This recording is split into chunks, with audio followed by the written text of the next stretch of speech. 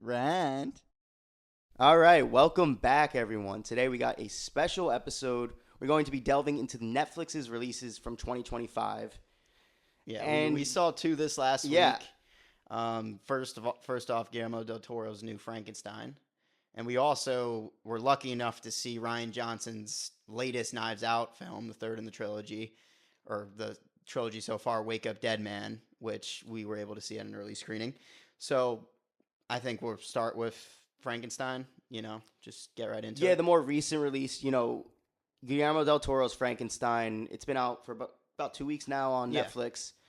And I'd say I had a really good time with this. And I think that just like, I guess, Robert Eggers' Nosferatu, it was a really good kind of bringing of someone's, directing style and, his sense of visuals as well. Like, Guillermo del Toro's, his style, I think, lended very well to this story. Like, yeah. Eggers' style lended very well to Nosferatu. Yeah, well, a big note that I had while the movies, it definitely wasn't as risky as I thought it would be with Yeah. Guillermo. And I think that's a But big criticism of yeah, both of the films I'm talking about here. yeah, no, that's why I wanted to mention that because Yeah. comparing it to Nosferatu too, I think when you're handling a story that is as old as say Frankenstein or Dracula, Yeah.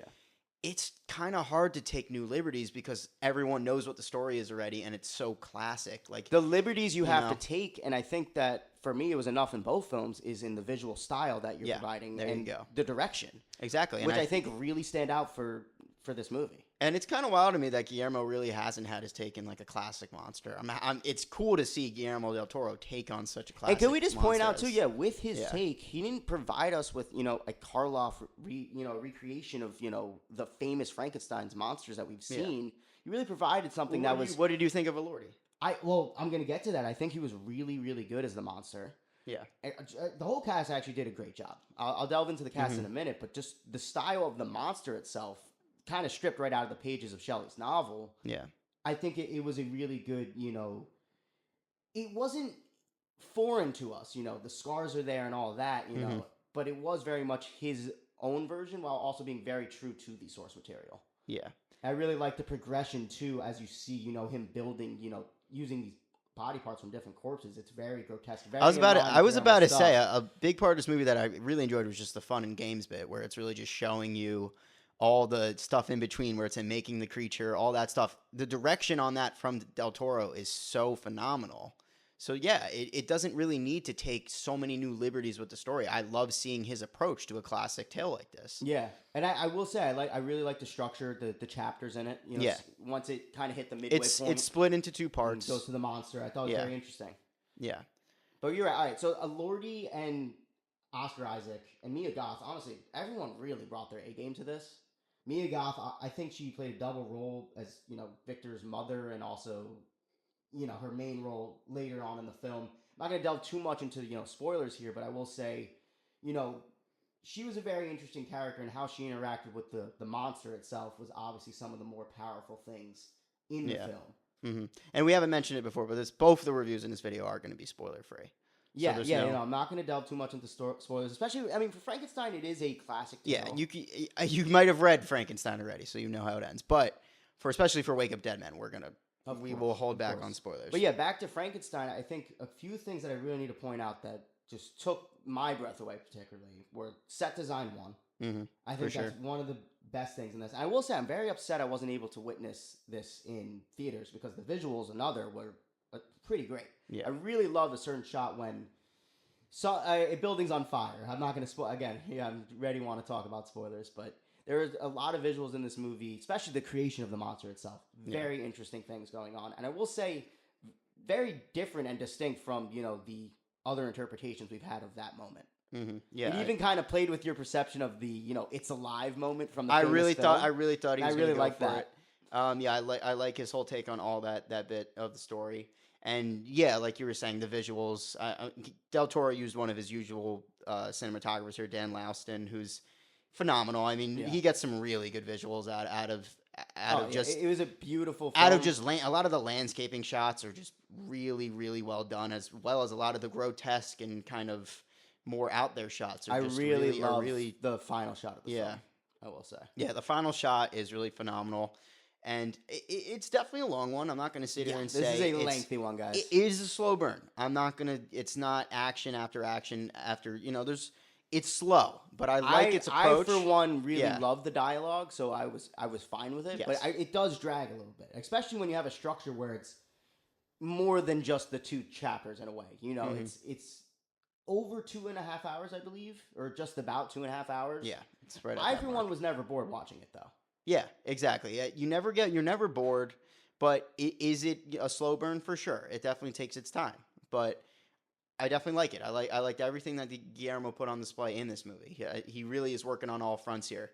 And to compare it to his last Netflix movie, Pinocchio, different film. Such a different film, for one. And I gotta say, I really like both. I don't fully love that he has this contract with Netflix, but I both of these films so far were really good. Yeah, I'm not gonna both lie. are adaptations of very famous stories. Yeah, very classic stories, and I think he's put his spin onto it in at least enough where it doesn't change. Well, the to compare the two story. right there, Pinocchio is definitely his kind of take on that story. It's very Del Toro-esque stuff in that film. There's a lot of whereas opposed, I think for this one, he did hold back a little bit, but I kind of understand why. Yeah, and I will say I've seen a lot of criticisms about the representation of Victor Frankenstein in this movie, played by Oscar Isaac. I really liked it, but I will say it very early on. I was like, it's different than what we're used to. It still hones back to what he's all about. I think his manipulation and how much of kind of a seedy person he is, I think it really, really showed that decently in this one and differently than what we've seen before. Yeah, he's a very complex character. I mean, I think that just helps hone in on the message of the story better. True. Yeah. But again, we've seen a lot of different interpretations of Frankenstein. I still think Oscar Isaac did a really good job. Yeah, no, I'm not saying he did. I'm not saying he did. I actually liked it, is what I'm saying. I think for it being a slightly more... Well, some people also think he wasn't explored enough. Because, you do see how cruel he is and kind of... And then once you get into the monster story, it kind of, moves away from Victor for a second. Yeah. So some people didn't like that, but I personally liked how they structured the story. There is still a heavy amount of this movie devoted to Oscar Isaac. Yeah. And, I mean, speaking of Oscar Isaac, let's go over the entire cast here because it's actually insane the amount of talent that he got in this. I mean, it's Del Toro, so you kind of expect it. Oscar Isaac, Jacob Elordi, Mia Goth, Waltz. Let's talk quickly about the main 3 in this film. Yeah. Oscar Isaac as Victor Frankenstein, I think really solid choice. I think right away when you're in his POV, that first scene, he takes hold. Yeah. And that's exactly what you need in a leading man like this. And then you have Mia Goth, who has 2 roles in this movie, as she often does in horror films. But Mia Goth as Elizabeth, her main role in the film, very well done. I think she did a really good job here. And then, of course, Jacob Elordi as the creature, as the monster. You were saying it before, you did enjoy it. I think kind of similar with Del Toro, it's safe. Like, it's definitely a safe take on the creature. Nothing insanely new. I gotta say the prosthetics are phenomenal. He looks really good. I honestly kind of disagree. I actually was kind of taken back by his performance. I think he did a really good job. No, I'm not. I'm just saying me saying it's safe doesn't mean the performance is bad. I don't think that. I just don't think he did anything insanely new with the Frankenstein character. But exactly, it's hard to. But I'm not trying to spoil anything, but I'm thinking, we just watched this yesterday, but the ending of the film has a moment between the 2 leads. Yeah. A big conversation between the 2 of them. And I think that really solidified that I love the interpretation of both of these 2 characters. I will give you that. Yeah. I think the finality of his character in this movie is where he really gets to do something different. For over the course of the finale of the movie, the finale, the actual end of this film is where he really gets to do something different with the character. But for most of the runtime, it is kind of that same Frankenstein tale that we're pretty used to, which isn't a bad thing. It's not necessarily still an adaptation of the story, but I think that every single person brought something interesting to these characters. No doubt. And this is tough. Listen, this is a story that was almost written 200 years ago. Yeah, no, it's serious. I will say I think the characters and the dialogue very well done, amongst other things that were just so amazingly done because it's Del Toro, man. And it's crazy that Netflix gives them this budget for this. I mean, it just shows you that Netflix has this money. Yeah. They gave, especially this and Rian Johnson, they've given so many good creators a lot of money to make amazing films. And I would say these 2 films are definitely in my top 10 of the year. Yeah. And it's crazy to me that they both don't have long releases in theaters, and Netflix is becoming more aware, especially now that they're possibly going to bid on Warner Brothers. Yeah. They know they have to get into theatrical space in a bigger capacity. They've been, doing it just so they can get into the awards space as of now. And I think that's kind of just unfair to people that really want that communal experience, because both of these two movies would be amazing with a large crowd of people. I think that's a perfect segue to our next film. Exactly, yeah. Wake Up Dead Man. That's exactly right, because we saw this earlier this week. We were lucky enough to see it in a theater, and I felt like it was built for a theater. This movie was made to be seen in a crowd with are made people. For theaters. It was such a good experience. I'm so happy we were able to do that, because I was like, think about it. It's a murder mystery movie. How would that not be fun with a crowd in a communal setting? It's made for that. Whodunits are perfect for that experience. Yeah, and then listen, seriously. Frankenstein's a little different. If you, I think both lengthy. of these movies. I think both of these movies would be great in theaters. Yeah, personally, I think that, but I will didn't see Frankenstein, but I could attest. Wake Up Dead Man in theaters was great. Yeah, I could just see people saying that, being like, yeah, it's just too much time for me to sit down, and I want to break it up. That's fair, and it is broken up into chapters. Not for that reason, but it is broken up into chapters. But yeah, film like Wake Up Dead Man, and which I think was a little better than Frankenstein in my opinion. I don't know what you think, but both vastly different films. Vastly different films, so I'm not even going to now. compare them like that. But I will say I had a tremendously fun time watching this. Yeah, it was. I think the communal setting really added to that. I'm not going to lie. The movie is phenomenal. Yes. But the communal setting, I was having so much fun with it, just with the people around. I'd say I had almost just as much fun as the first Knives Out. It's definitely better than Glass Onion. I'm actually going to say it right now. It might be recency bias. This might be my favorite of the three. Wow. I mean, let's delve into it a little bit for the listeners. This is a very different movie. This is a very different one from the other three, where I actually think it's really funny, because I think it is the darkest subject matter you get in all three of the films. Yet I think it still has the most lighthearted approach of the three. Glass Onion may have. I think the humor, but the humor worked better in this one. It's very solid in this one. The humor, how it really plays into the story and everything. And I gotta say, I think the cast. Let's compare all three of them real quick, cast-wise. Well, first person I want to talk about is Josh O'Connor. Yeah, well, I'm going to talk about the whole cast because personally, I've never seen him in anything. But let's list the cast. Sure. No, you're right. The reason he's our lead. I'm happy you brought up. Josh O'Connor is the lead of this third one, and I want to say, when it comes down to the cast, I think the best one with the best ensemble is undoubtedly the first movie. They just he got an insane crew for that one, but. Who is the best core or the duo or just the main three people on screen for most of the time? I think I got to go with Wake Up Dead Man. And I remember you saying that once it finished. The duo of Josh O'Connor and Daniel Craig is so well done, even better than him and Ana de Armas in that first movie. Yeah, it's really good. I think something that has to just be said about all three of the Knives Out films, he's been able to get such good cast, but also cast that you would never imagine playing off of each other. Yeah. And think about it, Keith Stanfield and Michael Shannon and Chris Evans in the first one, it was just they're so expertly cast. Whoever's casting these movies has just done such an amazing job. And I will say, let's talk about who's in this movie, because it was amazing to see Jeremy Renner again, Kaylee Spenny, Josh Brolin. Josh Brolin's in this. You got Glenn Close. Glenn Close was incredible Kerry in this Washington, movie. Andrew Scott.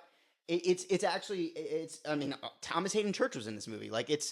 It's such a stacked cast, just like the other two movies. And everyone plays off of each other. Plays off each other so well and is at the top of their game. I think someone who really surprised me in this movie was Mila Kunis. Yeah, we had not seen. She shows up every now and then, but we hadn't seen her in a role this big in a while, for sure. No, and I think she played off of Benoit Blanc and Josh O'Connor's character very well. Yeah. So I will say, and again, just like Frankenstein, this movie is structured just amazingly. Yeah, and it never lost my attention. Yeah, this one was very fun, and I think paced to perfection. It's so. So what do you think? Well, how do you feel? I mean, you were saying your thoughts on the ensemble, but story wise, this was a very different movie than the first two. They're all different, but I'd say the second one is closer to the first than this, because this is a big departure, and especially what they're exploring. Well, I think this is exactly themes of religion. If this is what Rian Johnson's doing with his career, why would you want to make the same movie over and over? No, exactly. I love it because it still maintains that the great sense of humor and this kind of I wouldn't say goofy approach, but you're right. There's this always sense of with this sense of humor, you have to find a fine line because yes, these are about murders. Mhm. So you need to. I think he helps establish the characters so well in the beginning, so that the humor actually does feel organic and it works. Yeah, He does a great job of kind of even without giving little information, you really get to know what makes these characters tick. exactly. Especially with Josh Brolin in this movie, who plays a very interesting I character. think about these whodunits are all about character. So Yeah. he's showing off his character work so well, and we know Ryan Johnson. In the past, he's so good at doing this. He's so good at expanding on character in even his past stuff. Think about just the stuff he did for TV and everything like that. His early careers. I think this is really reflective of that, and also he's really, really coming into his own as a filmmaker. This is only his like fifth, sixth movie, and he's this. I don't want to completely say I like this better than the first, but I do think this might be his strongest film. That's a fair point. And I will say I love a lot of his movies with one outlier, but since The Last Jedi has released, which that is the outlier, I do not like that film. Yeah, and I gotta say, we actually were lucky enough to meet him when we saw the premiere the other day. Such a nice dude. Yeah. Listen, Genuinely I such say a what I good want about The Last person. Jedi, but Yeah, tremendous guy can't- and obviously a huge talent. He's done amazing things with this trilogy. I will say, I want more. Yeah. It's crazy how he's done 3 of these already, and I still would like to see more of Blanc. Yeah, no doubt. Daniel Craig is perfect in that role as well. It's And really if he him. keeps changing Yeah. it now, this wasn't a genre shift, but it was a decent shift in the story, way better than the Glass Onion. Mhm. So I will say, if we keep doing it like this, I'm all for it. No doubt. It's I very think this is exciting. exactly the approach that Ryan needs to take. Because, this one felt like such a pivot from what the first two had been. And it really worked for me. I will say, definitely see this movie if you can in theaters. It's going to be limited. Very limited. I don't think theaters like AMC, Cinemark are going to get it, sadly. Because, again, Netflix, they don't care as much as they should about the theatrical space right now. Yeah. But, again, annoying. I think that's going to change really soon. If they buy Warner or not, I still think it's going to change. They have to be aware that people want at least these in theaters for more theaters and for more time. Yeah, We'll I think happens. if they do that, they'll see that the numbers reflect how much people want to go. And I hope there's people like us that want to go to movies in theaters. A big telling of it will be Greta Gerwig's Narnia, where this is her follow up to Barbie, and it's with Netflix, and it's going to be. It also Stranger Things being released in theaters is a good sign as well. Yeah, but Greta Gerwig's Narnia, I think, will be the biggest theater release for Netflix when it finally releases in 2026. why are you saying it like that? Narnia. Narnia. Sorry. Is it Narnia? Narnia. Narnia. Sorry, Right? I'm mispronouncing the word, but when her adaptation of that comes out, I believe it's going to be. You kind of just reminded me that she's doing that. That's yes. And this is another case of Netflix taking someone who dropped something huge, and they're taking this creator, this director. They want to do another giant project with them. Giant IP. Adapting a classic story, like we've seen this. Yeah.